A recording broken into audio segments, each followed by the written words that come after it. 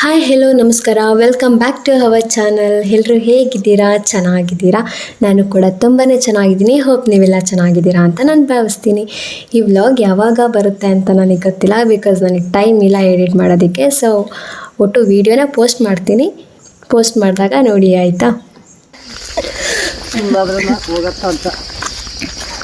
ನಡಿ ಅಷ್ಟೂರ ಒಂದು ಸತ್ತಿಗನ ಪಪ್ಪ ನಂಗೆ ಫಸ್ಟ್ ಆಗಿ ನೆಗೆಲ್ಲ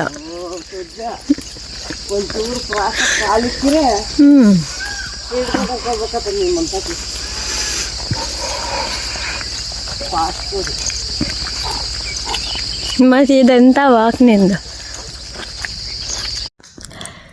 ನಮ್ಮತ್ತೆ ವಾಕ್ ಮಾಡ್ತಿದ್ದಾರೆ. ನಾನು ಯಾವತ್ತೂ ಕೂಡ ವಾಕ್ ಮಾಡಲ್ಲ, ಸೊ ನನಗೆ ಅಭ್ಯಾಸ ಕೂಡ ಇಲ್ಲ. ಊರಿಗೆ ಬಂದಿದ್ದರಿಂದ ಅತ್ತೆ, ಚಿಕ್ಕಪ್ಪ, ಚಿಕ್ಕಮ್ಮ ಎಲ್ಲ ವಾಕ್ ಮಾಡ್ತಿದ್ರು. ಸೊ ಹಾಗಾಗಿ ಅವ್ರ ಜೊತೆ ನಾನು ಕೂಡ ಜಾಯ್ನ್ ಆದೆ.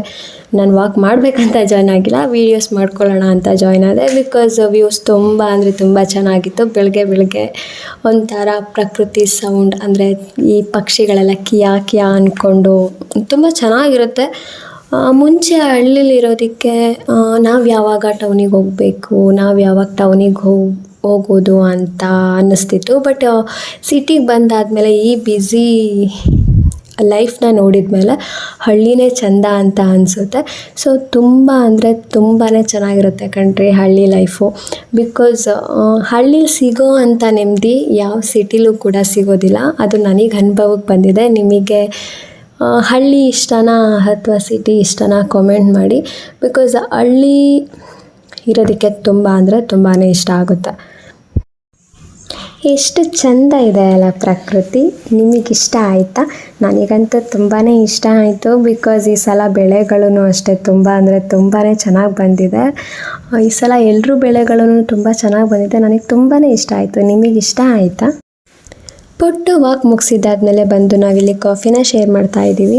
ಸೊ ಎಲ್ಲರ ಜೊತೆ ಕೂತ್ಕೊಂಡು ಕಾಫಿ ಕುಡಿಯೋದೇ ಒಂದು ಮಜಾ ಅಲ್ವಾ? ನಿಮಗೆ ಯಾರಿಗೆಲ್ಲ ಕಾಫಿ ಇಷ್ಟ ಕಾಮೆಂಟ್ ಮಾಡಿ. ಅದಾದಮೇಲೆ ನನ್ನ ಫ್ಯಾಮಿಲಿ ಜೊತೆ ಕೂತ್ಕೊಂಡು ಟೈಮ್ ಸ್ಪೆಂಡ್ ಮಾಡಿದ್ದು. ಸೊ ತುಂಬ ಖುಷಿ ಅನ್ನಿಸ್ತು.